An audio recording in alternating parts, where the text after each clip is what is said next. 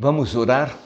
Quero convidar você, ao iniciarmos essa meditação, pedir a presença do nosso Deus, a unção do Espírito Santo e a bênção de Cristo Jesus sobre as nossas vidas. Papai, estamos doentes, papai,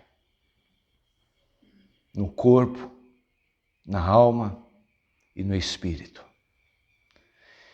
Estamos individualmente doentes, estamos como igreja doentes. E precisamos do Senhor, Pai. Mais do que nunca, papai, precisamos do Senhor.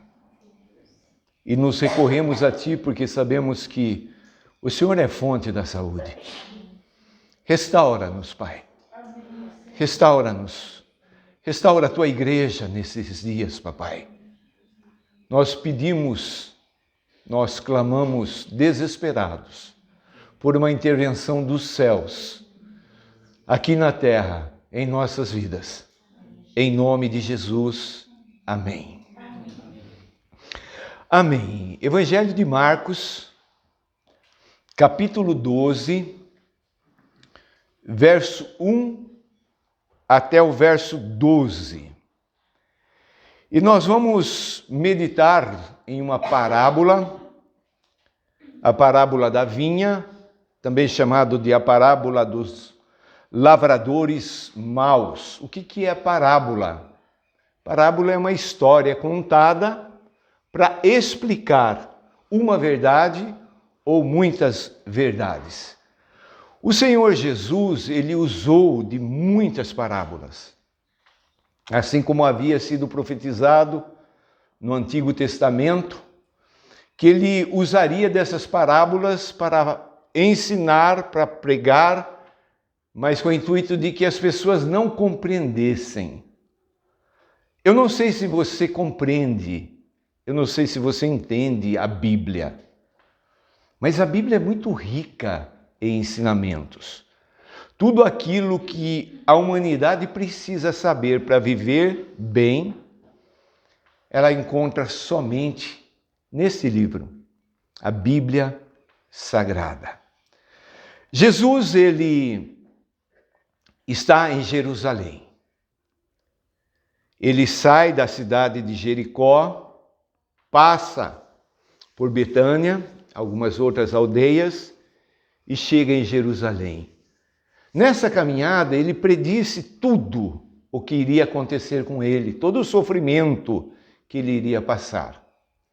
E chegando ali, ele é mais uma vez confrontado por autoridades, entre aspas, autoridades espirituais, os religiosos daquela época. E depois dele ser questionado acerca da autoridade dele, ele conta então essa parábola. E por incrível que pareça, essa parábola os religiosos entenderam, compreenderam. E eu fico pensando, se aqueles homens que não tinham a plenitude do Espírito puderam entender essa parábola, quanto mais nós que temos o Espírito de Deus. Então nós vamos caminhar nessa parábola, verso por verso, para não perdermos nada dela. Então vamos iniciar ali no verso número 1. Marcos 12, verso 1. Depois do quê?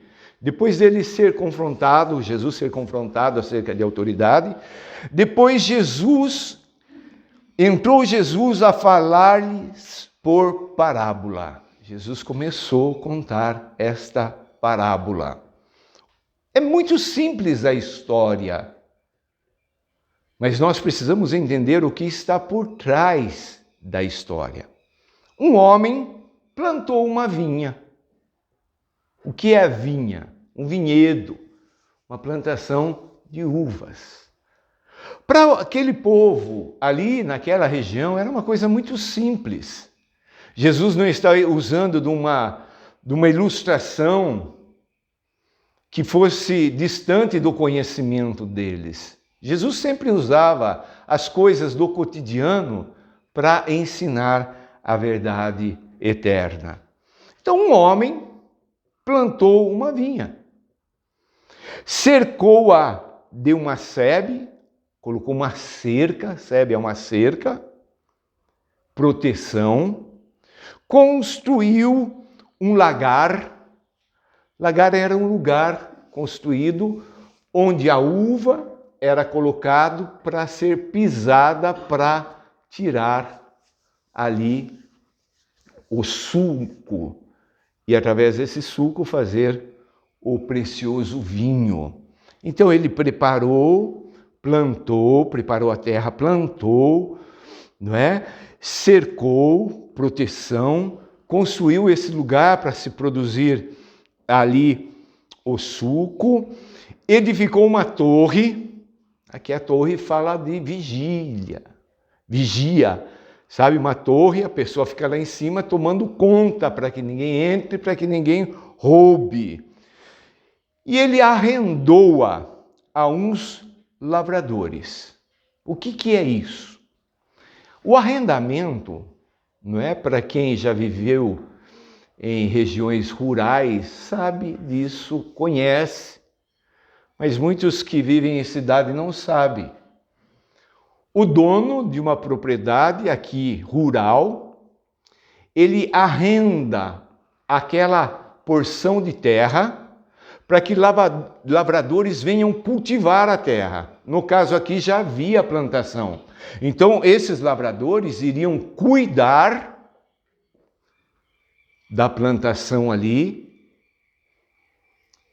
e iria produzir, iria vender. Esse contrato de arrendamento pode ser de inúmeras maneiras. Pode ser que os arrendatários pagassem em dinheiro, pode ser que os arrendatários pagassem na proporção daquilo que produziram, pode ser que os arrendatários dessem parte, uma porcentagem daquela produção para o dono. Aqui nós vamos ver que é este terceiro caso, né? Esses lavradores deveriam dar como pagamento parte daquilo que iria ser produzido. Notem que tudo está perfeito, tudo está caminhando bem. E espera-se, pela maneira como é descrito aqui, que haja uma boa produção. O dono deixou tudo preparado para isso. E esse dono, então, ele, depois de preparar tudo, ele arrenda aos lavradores, aqueles que vão cuidar ali, e ele ausentou-se do país. Ele foi embora daquele país. Até aqui, não é? Bem fácil de ser compreendido. O verso 2. No tempo da colheita, chegou o tempo de se colher a uva. Enviou um servo aos lavradores para que recebesse deles dos frutos da vinha. Chegou o tempo da colheita, o dono pegou o empregado aqui, dulos, um escravo, o empregado dele, e mandou para receber a parte dele. Tranquilo, né? A gente entende isso perfeitamente. Só que esses lavradores aqui, eles estão com segundas, terceiras e todas as más intenções. Verso 3. Eles, os lavradores, porém, primeira coisa, pegaram aquele servo, agarraram, espancaram e despacharam vazio. Que essa palavra despacharam é a mesma palavra de apóstolo. Enviaram de volta. De que maneira? De mãos abanadas, conforme nós falamos. Sem nada. Mandaram embora. Vai embora. Pegaram, espancaram e mandaram embora. Então a gente começa a perceber a má intenção nesses lavradores. Eles não queriam pagar a parte que lhes cabia. Eles queriam ficar com tudo para eles. Mas a história continua. Verso 4. De novo, outra vez, lhes enviou outro servo. O dono chama outro do seu escravo, do seu servo, e envia novamente para falar com os arrendatários. E eles os esbordoaram na cabeça e o insultaram. Que coisa, né? Bateram novamente. E essa palavra insultaram é a mesma ali de cima, enviaram de volta. Bateram e mandaram de volta sem levar nada. Eu fico imaginando, né? O coração desse dono da vinha, humanamente falando. Né? Se você ia começar a pensar, acho que eu fiz um mau negócio. Não devia ter arrendado para esses daí. Mas o dono da vinha, ele continua. Verso 5. Ainda outro lhes enviou. É insistente esse dono. Lhes mandou. E a este que fizeram agora, mataram. A coisa vai piorando. Não é a situação... Em vez de melhorar, né? Porque a gente sempre tem aquela expectativa numa história, né? Acho que eles vão cair em si, não é? E eles vão, nem que não mandem o total da dívida deles, mas que mandem um pouco. Mas não. Eles vão cada vez ficando piores. Mataram. E o dono manda ainda outros, muitos outros lhes enviou, dos quais espancaram uns e mataram outros. O dono da vinha está mandando para receber a parte que lhe cabe. E aqueles arrendatários estão agindo de uma maneira cruel, espancando, matando. Verso 6. Está triste a história? Tá. Mas vai piorar. Restava-lhe ainda seu filho amado. O dono da vinha tem uma pessoa ainda para enviar, na tentativa de receber o fruto. Restava-lhe ainda quem? Seu filho. Mas não é um filho qualquer, é um filho amado. Um filho amado. A esse lhes enviou, por fim dizendo: respeitarão a meu filho. Olha a expectativa do dono. Sempre é melhor, não é? Vou mandar meu filho amado e eles vão respeitar. Eles vão pagar aquilo que devem. Essa é a expectativa do dono.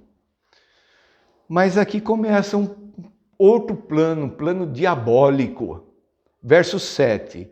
Mas os tais lavradores disseram entre si. Você vê que aqui é algo premeditado. E até segundo as nossas leis brasileiras tão falhas, né?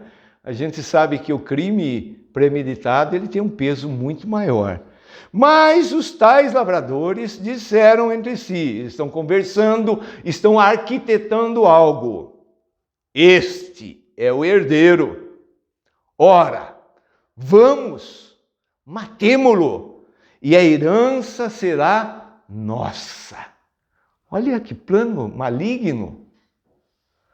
É o filho.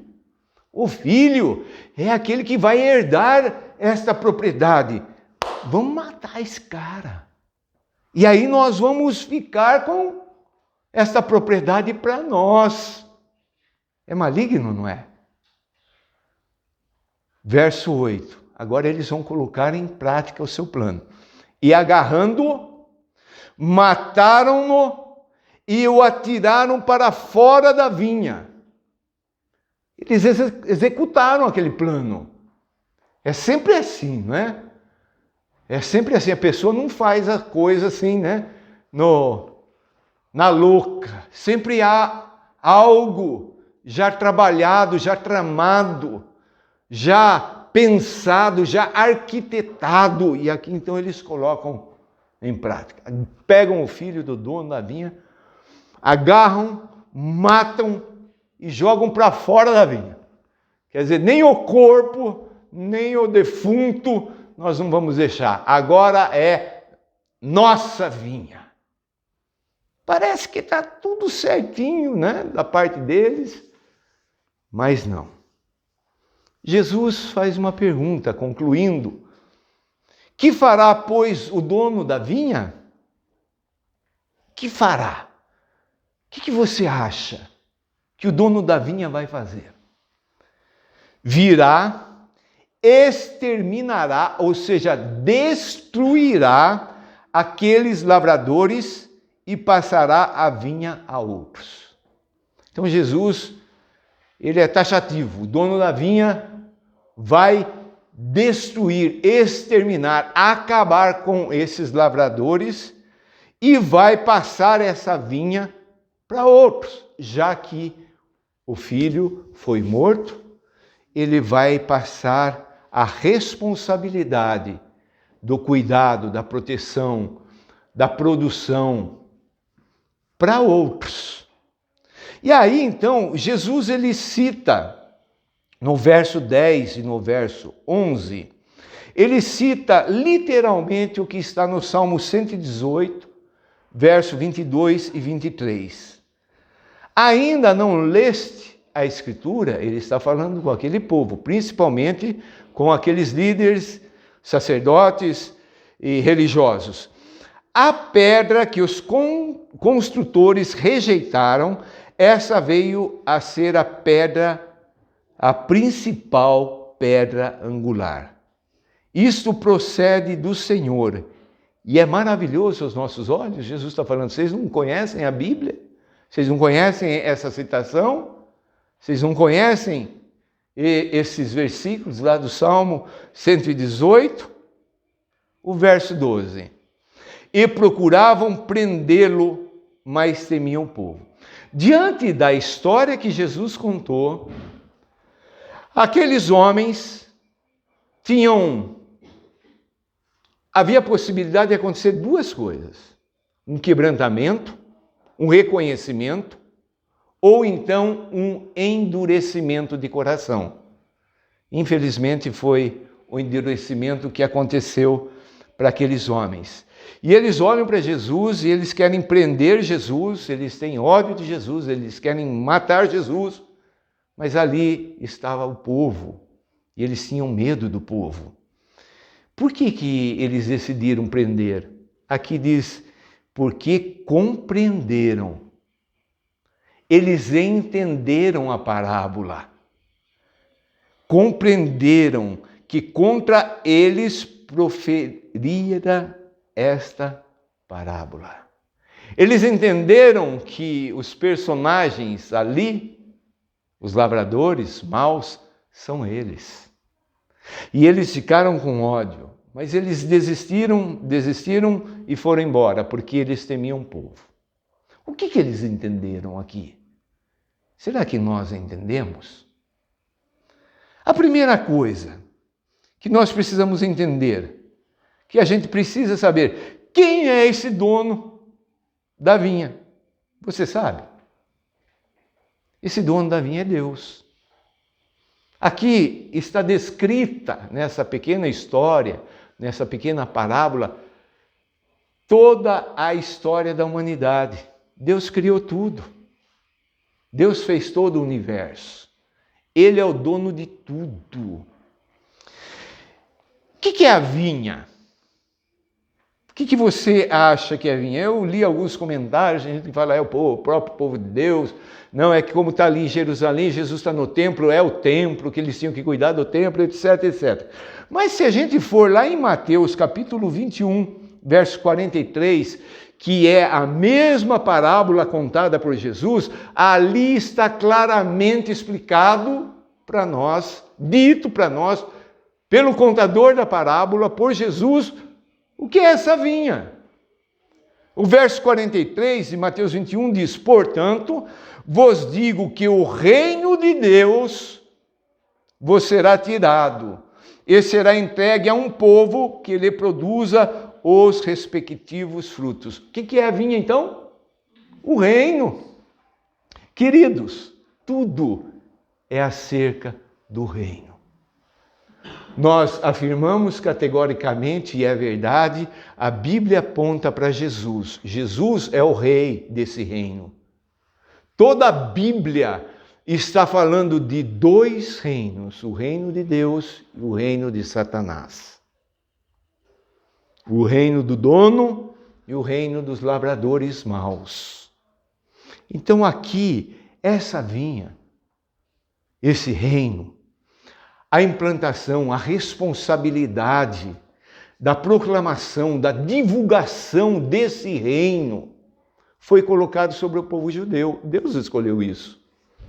Em Gênesis capítulo 12, Deus levanta um homem e fala: através de ti serão abençoadas, benditas todas as famílias da terra, não somente as famílias israelitas. Esse povo tinha como função espalhar a notícia do reino de Deus. E eles falharam. E esses religiosos aqui, os lavradores maus, eles são os sacerdotes, os escribas, os fariseus, os saduceus, toda a raça ali de judaizantes, que tinha uma responsabilidade, mas não quis responder ao dono, quis tomar tudo para si. É a história da humanidade. Mas eu quero chamar a atenção para uma palavrinha profética do Senhor Jesus aqui, para fazer essa aplicação para nós. Ali quando Jesus faz a pergunta no verso 9, que fará, pois, o dono da vinha? Virá, exterminará, destruirá aqueles lavradores? Não para aí. Diz assim, e passará a vinha a outros. Nós sabemos que o povo de Israel, povo levantado por Deus, ele teve a atuação profética. Ele teve a responsabilidade do cuidado desse reino de Deus, da implantação desse reino aqui na terra, mas ele falhou. A falsa religiosidade entrou. Eles começaram a mudar os valores, os princípios, o padrão que Deus havia exigido. Eles começam a acrescentar conceitos, preceitos e mais preceitos. Eles criam novas leis, novos rituais, e eles começam a dar mais ênfase àquilo que foi criado por eles do que aquilo que foi deixado por Deus. Mas eles, por negligenciar a missão deles, Deus tirou essa responsabilidade da mão deles. E o que diz aqui? Diz que Deus vai passar a vinha a outros. Já aconteceu isso.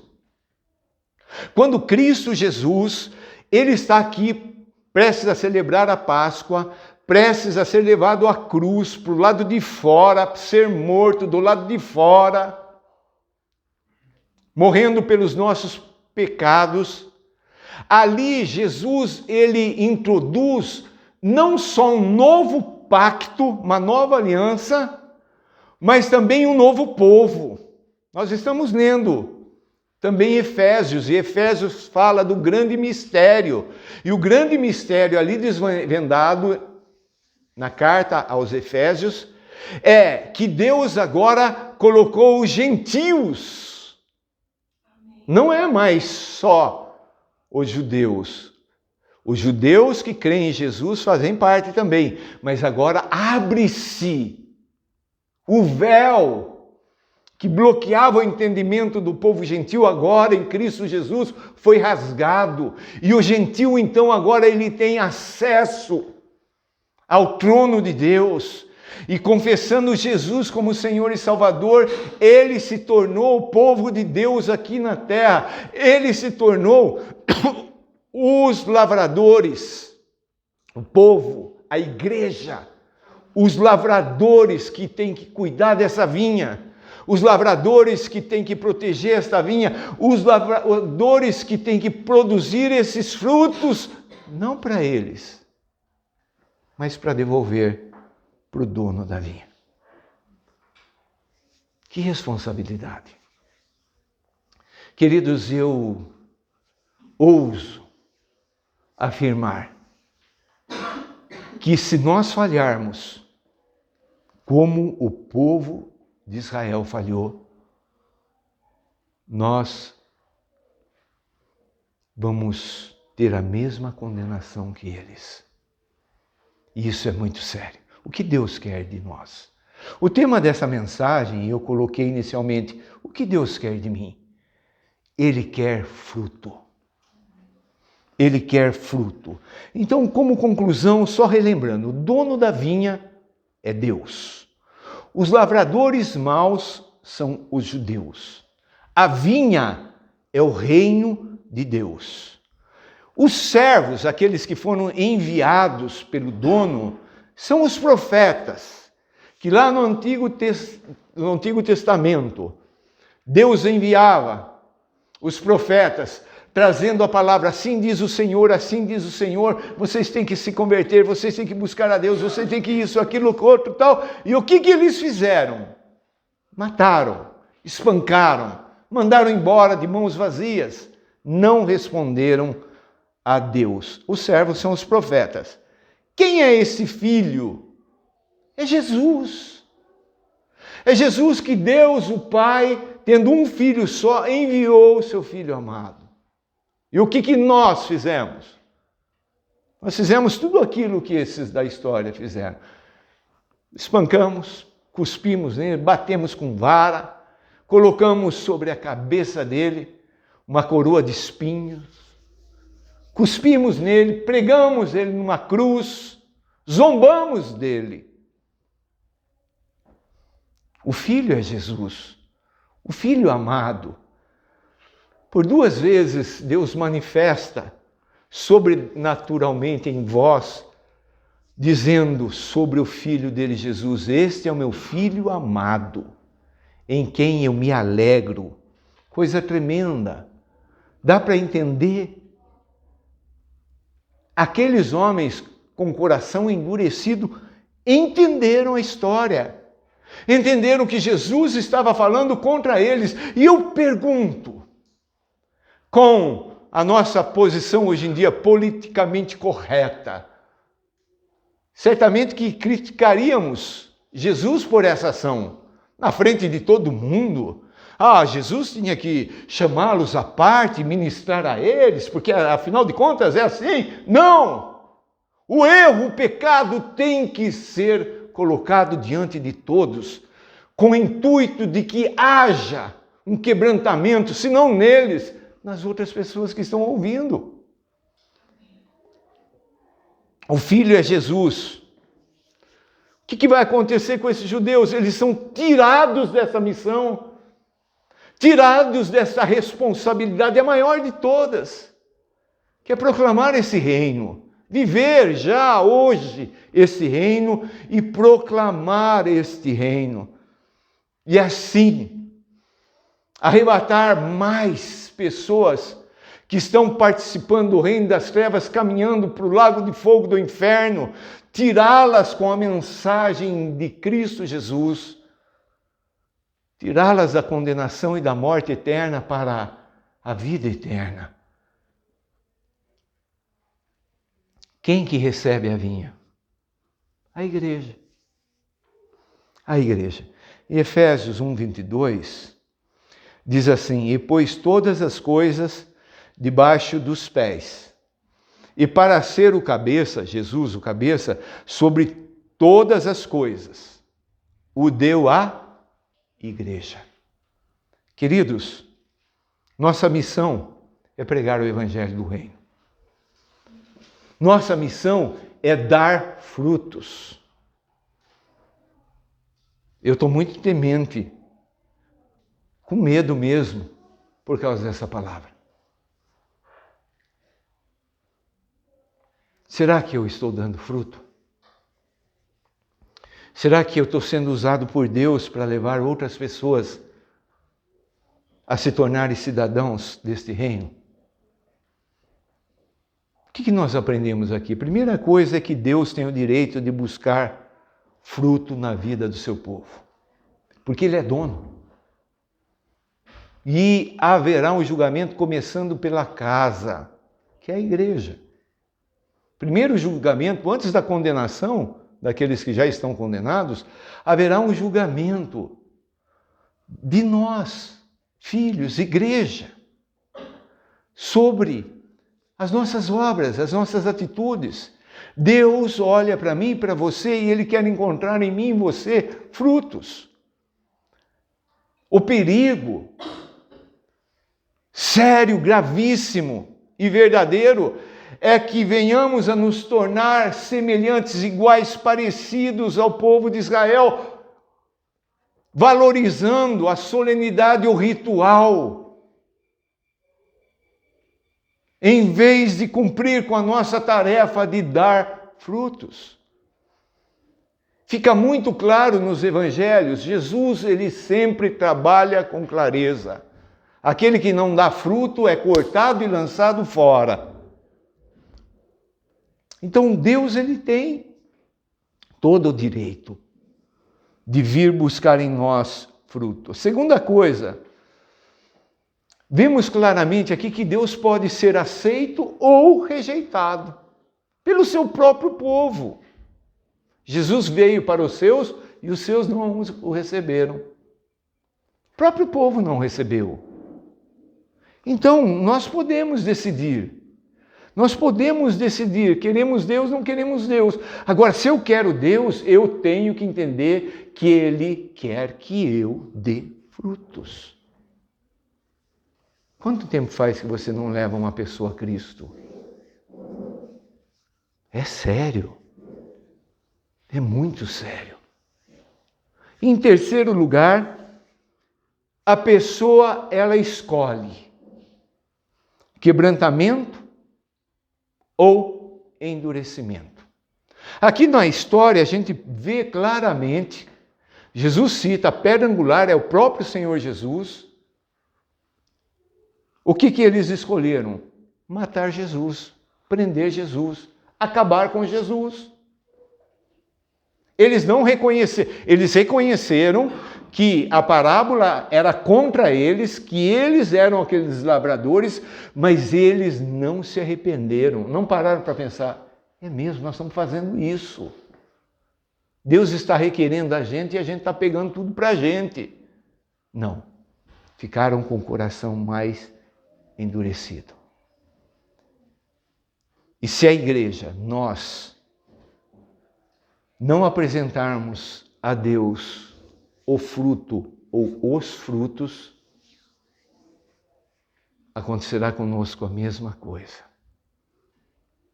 Nós precisamos decidir, reconhecer, ser quebrantado ou manter como estamos, coração endurecido. Precisamos olhar para a nossa responsabilidade ministerial de levar vidas a Cristo, de pregar àqueles que estão lá fora. Gastamos, muitas vezes, mais tempo com os que estão dentro do que com aqueles que estão necessitados de ouvir a pregação do Evangelho. Vamos orar. Senhor, assim como aqueles religiosos entenderam, compreenderam que esta parábola era contra a vida deles, contra eles, faz-nos entender que de igual modo se torna contra as nossas vidas se não estivermos dando o fruto que o Senhor espera de cada um. Gera, Pai, temor no nosso coração. Tão sério, Pai. tão sério. Jesus, o Senhor está certo em tudo, Jesus. Não tem como argumentar, não tem como justificar, não tem como explicar nada. Espírito Santo, ajuda-nos a dar frutos. Precisamos dar frutos. Ajuda-nos a priorizar em nossas vidas esse compromisso de fazer o reino de Deus conhecido às nações, através da pregação como foi feito por Cristo Jesus, pela igreja primitiva, por João Batista, que pregava, anunciava, está chegado, é próximo, o reino de Deus, o reino dos céus. Que possamos priorizar isso, papai, acima de qualquer ritual, de qualquer evento, de qualquer reunião, de qualquer solenidade. Que possamos, papai, entender que o Senhor requer de nós frutos. Ajuda-nos, Pai. Ajuda-nos, Pai. Em nome de Jesus. Que possamos aproveitar cada contato, cada oportunidade para falar sobre o amor do Senhor em Cristo Jesus, para falar da obra de Cristo Jesus. Unge-nos, Espírito Santo. Unge-nos, Senhor. Em nome de Jesus. Amém. O que Deus quer de mim? Deus quer frutos. Deus abençoe cada um e que essa palavra possa nos incomodar, nos inquietar e nos transformar para que a gente possa apresentar esses frutos preciosos ao nosso Deus. Forte abraço, em nome de Jesus. Amém.